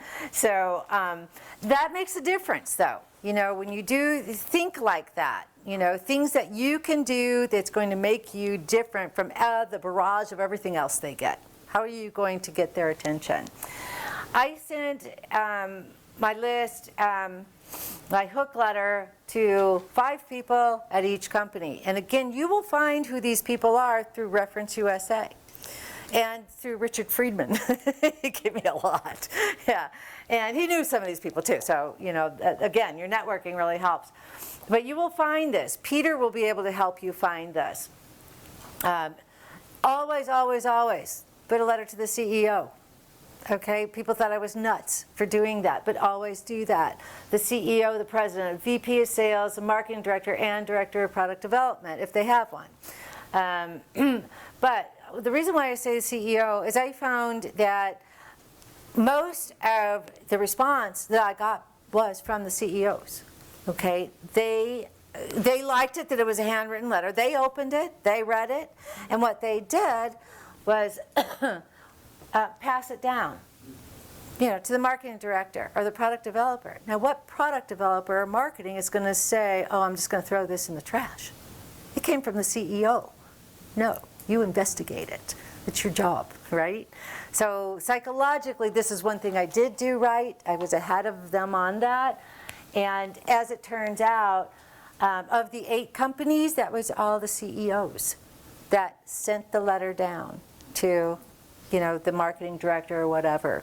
And you just think, if your boss gave you something and said, what do you think about this? Do you think you're going to throw it in the trash? No. You're going to investigate it. You sent those to, you sent 1,200 letters, or you sent to 1,200 companies? 1,200 letters. 1,200 letters. And this is how I did it. Okay. Mm-hmm. Yeah. Yeah. Pardon me? Not the whole letter. No, I typed the letter, I hand signed it, but I hand addressed the envelopes. Okay. Is that the envelope you used? No. No, I found that cute little thing online. I thought it was really cute. A great idea. Yeah, that would be kind of, Do you have a different template of letter for all 5 categories, or was it just the same letter? it was the same letter. When you're doing that many, I did the same letter. Here's the letter. Take a picture of this. It's so simple.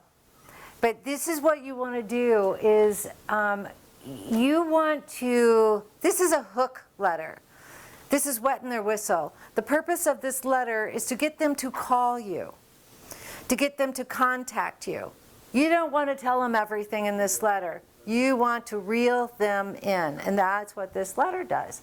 So what I did recently, I've invented a new product which I believe is compatible with your apparel accessories product line. Then that was going, well, actually I did have others. I had 2, the apparel and the crafts. The product decorates the back pocket of jeans in a non-permanent manner. It's transferable from one pair of pockets to another, giving the wearer flexibility in embellishing or upcycling existing jeans in the wardrobe.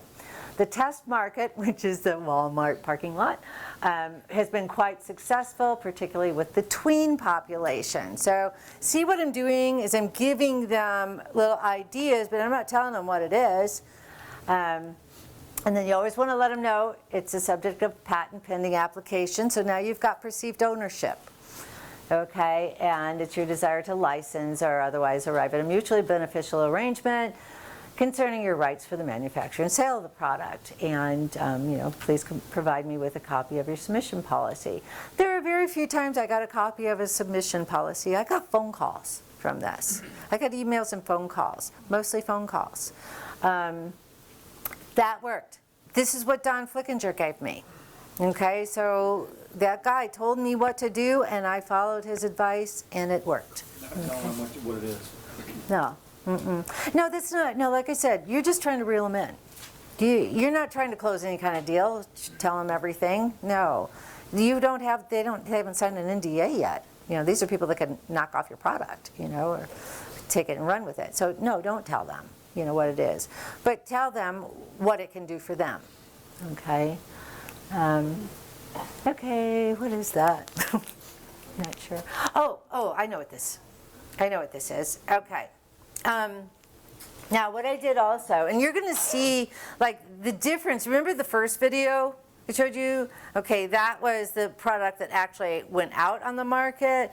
This video is the one that I did with my little prototypes here, my really rough prototypes. And this video I did for the companies that showed really strong interest and that had signed an NDA. But as you can tell in this video too, I want you to notice how quickly it goes, because I still didn't want to show them the IP, the intellectual property. I didn't want to give them the total ID or identity of the whole thing, but I wanted to show, with your videos, you want to have action, you want to show, like with my product, the kids having fun, that kind of thing. It's not really the product, it's what the product does, for the people that buy it. So anyway, let me show you what I did, and I look horrible in this video, but I didn't really care.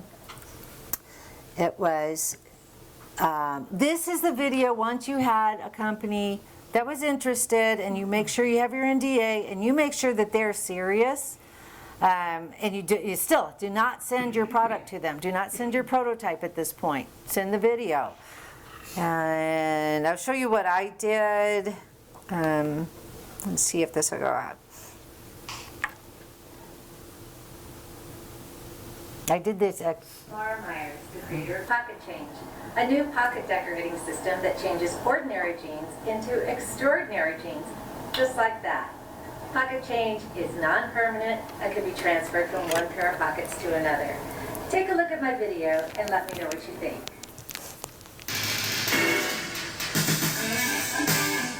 It's a cool idea and creative. I like them because you put them in your pants and then put them in another pair. I like them because they're so Well, these are our neighborhood kids. It's great. I can change it with my moods.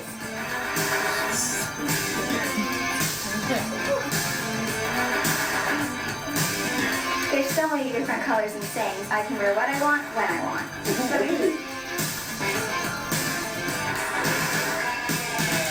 The little girl in the pink is now in college. Cheers. You want to trade? Sure. That's why I like them. You can trade with your friends.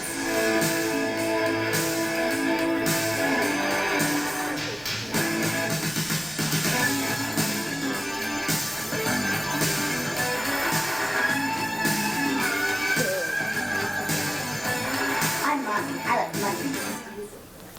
Okay, so But it showed pretty much the product. I mean, it was quick. quite a bit. Yeah, it was quick. Now, here's another thing. Yeah, you can see, but you couldn't see exactly. I mean, when I showed how to put the decoration onto it, it went very fast. Okay.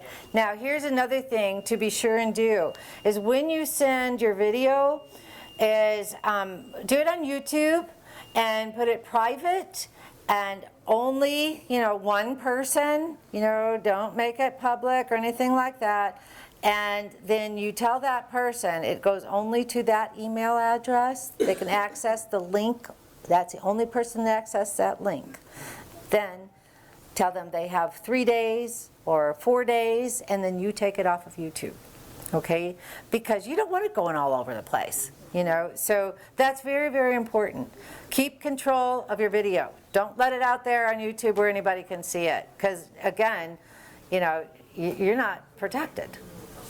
Okay? So don't make that mistake. I was really glad I didn't. Somebody did clue me in on doing that. Okay, now negotiating the contract. And I'm sorry, I'm going really long. It's good. Okay, with the contract, you want to do win-win, okay? You're going to look at exclusivity, royalty rates, sub-licenses, the launch date. There's tons and tons and tons of things to go in. And I mean, like where I have on the dotted line, yikes, I'm scared, that was me, definitely. It is very scary once you start into this. Now you can tell where I was at 3 in the morning. I'm like just typing this out, going, oh, well, I'm just going to put it on one slide because my eyes were crossing, and I had super glue with all kinds of things in it on my desk. Okay, here's some of the things that are very important that you need to look at and pay a lot of attention to in your contract once you get there. Now, let me tell you what happened with me before I even got to this part, because you will be so grateful, that you got a company that's interested in you, that you might agree to things that you probably shouldn't. Now, with the company that I settled on, with Plaid, I also had 4 other companies, trying to get my product, and they were serious. Okay, so Plaid asked me on the phone, the vice president called me, and he said, are you talking to other people? And I said, yes, I am. And he said, who? And I said, I don't know that I should reveal that, but okay. And so I knew, who the competitors were that I was talking to. And anyhow, he said, well, have you met with any of them? And they said, no. And he said, well, okay, we'd like to meet with you. I said, okay. When? And this was right around Christmas. And he said, I think it was like Friday. And he said, we'll fly you to Atlanta on Tuesday. Is that okay? Can you do that? Yeah. So they sent me a ticket, they put me up in a beautiful hotel. So I flew down there. I'd love to say they sent me first class, but they didn't. I wasn't that important, you know, but I did get a free flight down to Atlanta. It was a very nice hotel. The vice president picked me up the next morning and took me over to their building. I got a full tour of their entire building, their, you know, design department, met with their designers. And then we go into, you know, their conference room. You know, this is where I've got now the CEO, the president, the vice president, and the marketing director, or the product development guy. The marketing director wasn't there. And I walk in there, and oh my gosh, they have all their products all lined up in this room. And, you know, like they wanted to show me. And they had a PowerPoint presentation, you know, put together to show me, you know, who they were and why I should go with them. Okay? Now, I'm in sales. I'm usually begging other people, you know, see my presentation, see why you should listen to me. You know, I was all prepared to sell to them, and here they're selling to me. Okay, that was, I think, Don Flickinger, I think, you know, Richard Friedman, all these people that helped me get to that point, and it blew me away. I was not prepared to sit there and watch them try to sell me. Okay, it was very awkward.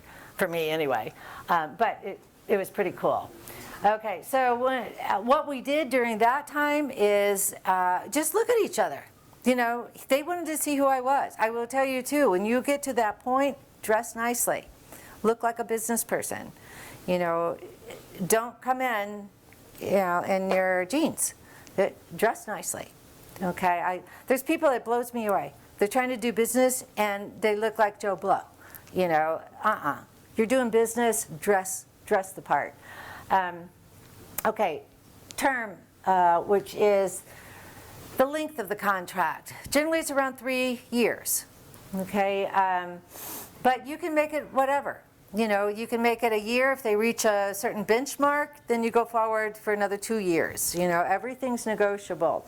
Another thing, the first thing they're going to want to ask you for is exclusivity. They want all rights. They don't want you to license to anybody else. I did go ahead and give them total exclusivity. However, if they reached certain benchmarks along the way. If they didn't reach them, that gave me the right to pursue another licensee at the same time. Okay, so you want to put some pressure on them, but it's not threatening or anything like that. Let them prove themselves. The IP, what rights are granted. Oh, here's a really big one. Number 2, changes to product. I did not have that in my contract. Okay, big, giant mistake. As you can see, my original product with the Wow Power, you know, that you go, oh wow, I didn't know it could do that, you know. And you saw the rough draft, but the final one was a lot more impressive than what I showed you. But then they end up with this product that had no Wow Power. It was a clip. You know, it didn't really change. It was, and they used felt. And, you know, I'm like, no, kids are into bling, not felt. Plus they're out on the playground. You sit on felt. Mm-hmm. Felt is, you know, no. It was, we went round and round and round. I flew back down to, you know, Atlanta, gave them a 2-hour stand-up presentation on how to market to little girls and why this product should go, you know, back to my original design. But make sure in your contract that you have, they cannot do any changes, improvements, embellishments, anything without your permission. Okay, you have to have control. That's one of the things, always maintain control. It's your product, not theirs. They're going to want to do sub-licensing in different countries. Okay, be careful with that. I did grant them the right to do sub-licensing. Now, this could be an entire 3-hour, you know, thing on this stuff. So I'm just hitting highlights here. Termination rights, renewal rights. After the 3 years, do they have the first, you know, right to renew? It depends, you know, I said it depends on how you do, you know, and the right to manufacture, sell, distribute, export. It's all going to be different with different products that you have in different industries. And of course, who's going to do the patent protection? Okay, and I told you, I got them to cover everything, okay? And even, well, we'll get into that, but okay, royalties. Here's another thing. When you start talking royalties, you want to make sure you have a guaranteed annual minimum royalty. And that's, well, it's actually guaranteed minimum annual royalties. Is GMAR. 3 in the morning. I was getting dyslexia. Did your IP protection come out of your advance? Did you get advance royalties? Yeah. So that's where it came from. Or did they pay in addition to your? I did the provisional. I paid for all of that, so I would have perceived ownership. Did you do a non? We went to, the utility patent. They had to pay for everything beyond that. Okay, so. Their pocket not out. Yeah. Yeah, in fact, I got them to reimburse everything for me, and this is another thing I'll tell you, but the guaranteed minimum annual royalties, this is really important to have in there because let's say your product bombs, and you've gone through all of this, and it may bomb not because of the product, maybe it was what they did. Maybe their marketing wasn't any good. You just never know. There's all kinds of reasons that it could bomb. And so you want to put in there that at the end of the year, you get X amount of dollars no matter what. And you can do that. Okay? Don't ever think you can't. You can. How do you even remotely come up with a number? Remotely, where would you start? What I did was, the old swag, scientific wild ass guess. That's really what I did. Yeah, I looked at. It could be so what a huge number. Yeah. Well, I went back and remember, the figures that I showed you and what you could get. Now, let's say I ended up getting 7% for my royalties. The average in the crafts industry was for designers is 1%, and then for others it was 3%. I wasn't meaning that. I'm talking about when you say there's a minimum of royalties. Right. How do you possibly guess how much it should do? Well, that's what I was, kind of getting to, is look at what the potential is and look at what your royalties would be if every little girl bought 5, something like that. So project way out, And that's what how do you come up with a minimum where they gotta sell at least this amount? I would say go with what you think would be really the ultimate and cut it in half.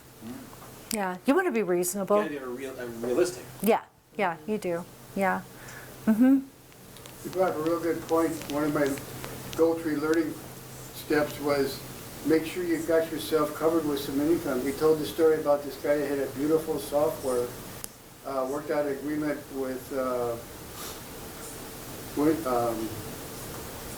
of the big houses, but didn't have any sunset or anything, and he signed it, and there was no way it was going to really work good, and they said he signed it with them, they said thank you, and they put it on the shelf because it took away the competition.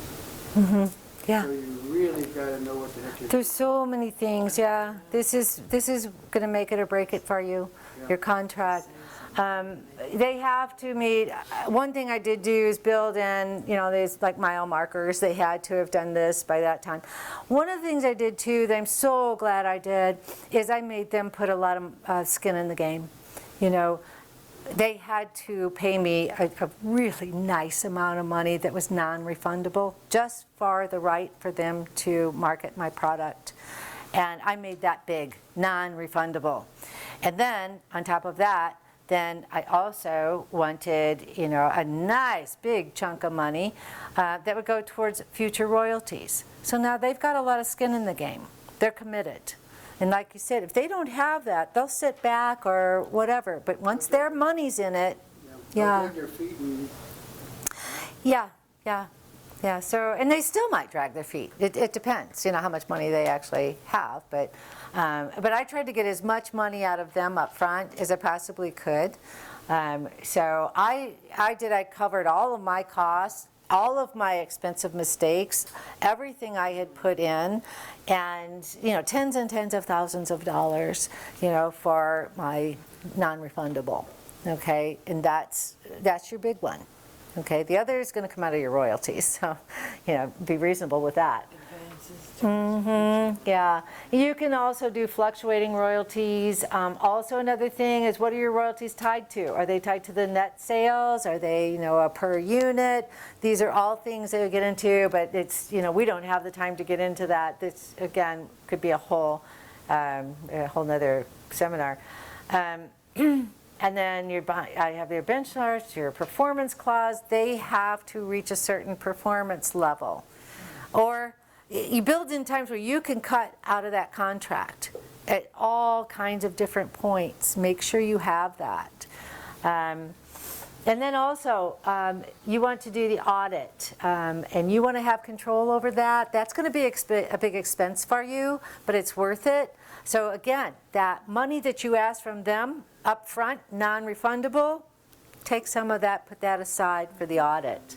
And then indemnification, that's another very important thing, that you don't want to, let's say somebody, the company gets sued or something. You can't afford that, the cost of lawyers and that kind of thing.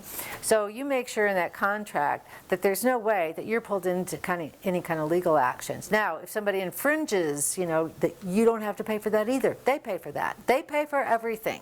Okay, they're going to make a lot of money, so they pay for everything. Out of curiosity, when you had them do the utility patent and all that sort of stuff, your patent or is that theirs?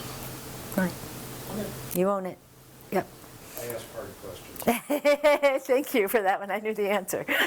What's the range for, what would you say a range is for, so you're saying you got money in addition to the advance, that was just money non-refundable right there? Right. Okay.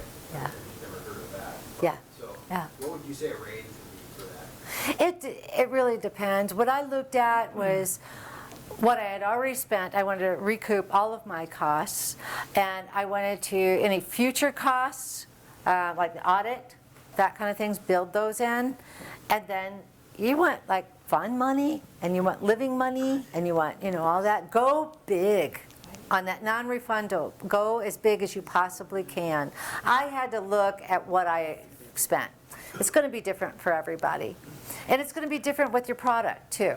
Again, I have a very simple product. If you have a really complex product, that's going to change the whole flavor of things also. But I'd go big on that non-refundable. And then, of course, do the one towards the royalties, another advance towards royalties, but be more reasonable with that one, because that's actually, you're coming out of your pocket. Okay. Okay, here's another important thing too, to have in any disputes, arbitrations, any mediation. You have to decide where that's going to happen. Okay, there will be disputes. I had several. And I love the company I was working with. They were great. But we did go toe-to-toe several times. And luckily, we were able to solve it ourselves. But where's that going to happen? Legally, where's it going to happen? Is it going to happen like they were in Georgia? I'm in Arizona. Different laws in different states. They're going to want it to happen in their state. Okay, now you've got the expense of flying down there. They're not going to fly you down at that point. They're not happy. And but you have the expense of flying down there. You don't know the laws. You have to find your lawyer or mediator down there in an area that you don't know. So those are things to pay attention to. That was something that we, during our negotiating, we did go round and round on it, and I gave in. I did. I went ahead and, thought, okay, well, we can probably work things out, and I gave in on that one. They were very happy about that. So I don't know from their point of view if that was a big thing or not. From my point of view, I didn't know enough, and I gave in on it, and that was okay. And it's still, it was okay. It worked out fine for me. But had I gone into with a big apparel company that's very cutthroat, I don't know that it would have been okay. With the crafts industry is known for being nice people. They don't steal each other's ideas. They play well in the sandbox. Like librarians. Like librarians. Ida? When we're talking about disputes and stuff, one of the liabilities of the product, say the product has like yours, you can peel it off, so it might have a choking hazard because it's the Right. paint. Right. As part of the negotiation, do you put that liability if it comes back, but that's on them and it doesn't come? Absolutely.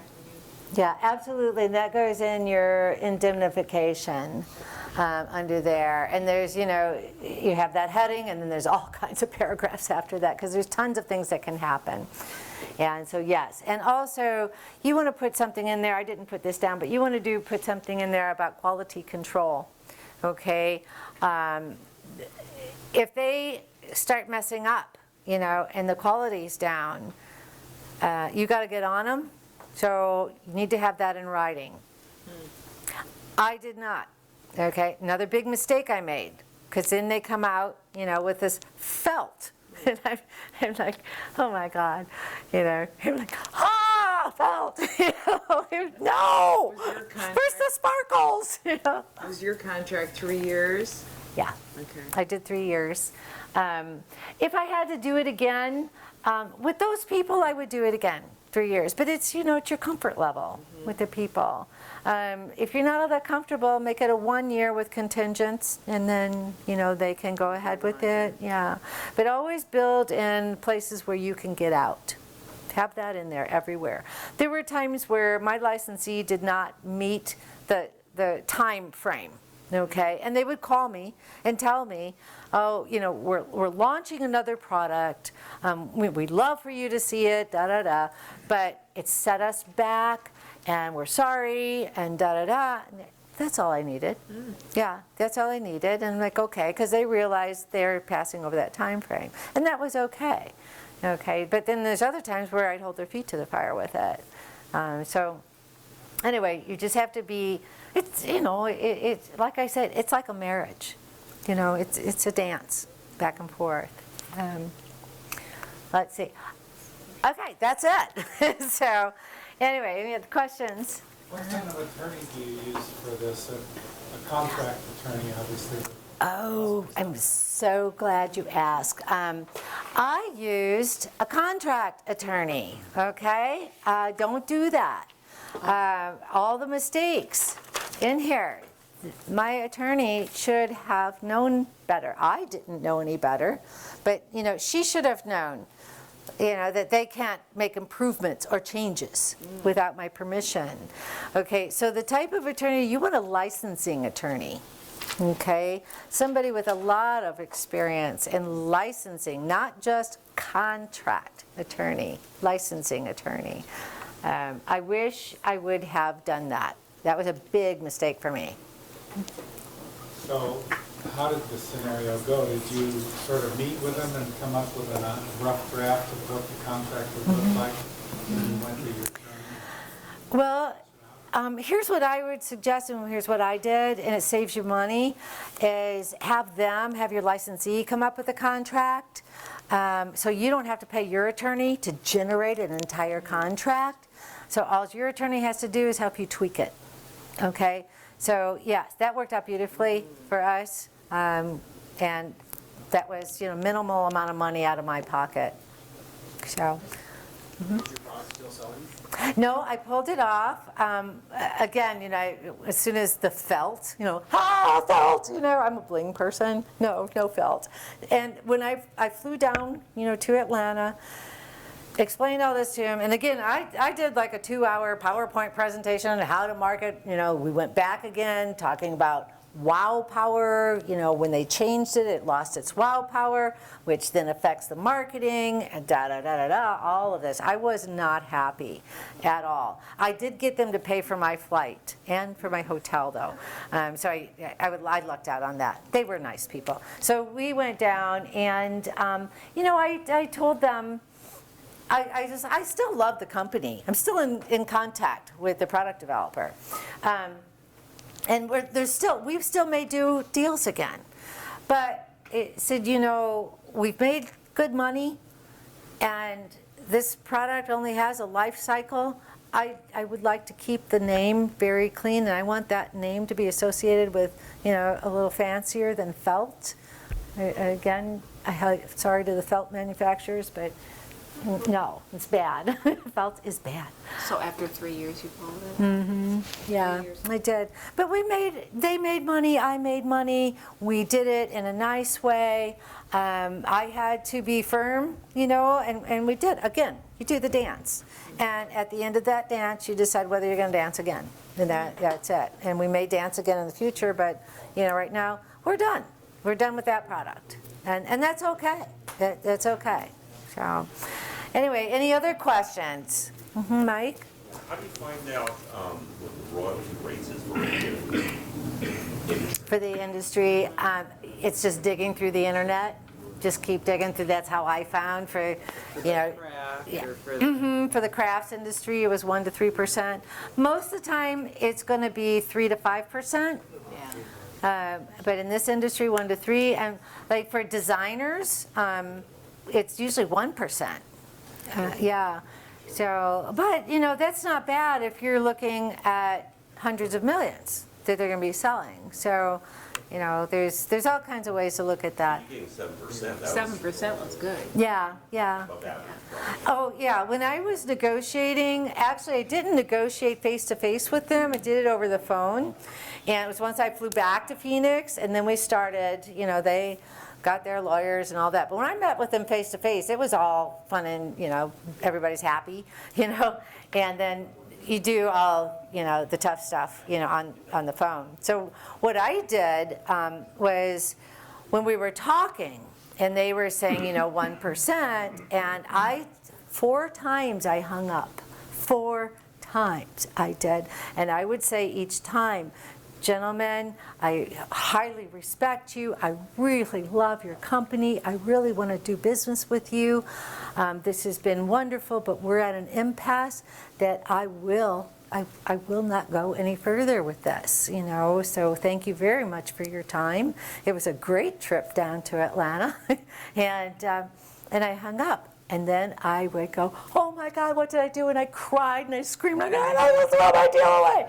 I did that 4 times. But each time they called me back. So 4 times. They started at 1%? 1%, and we ended up at 7%. So, yeah. That's good that you went. I felt good about it. I really did. I didn't think I was, I would have gone at 4 or 5, but, it's like, why stop there when you're seeing the signs you can go higher? Go higher. How far can you push it? So, anyway, any other questions? I hope this has been helpful, to you, and I thank you for coming out tonight. And I'm going to apologize it went this long, but thank you. Thanks. Thank you very much.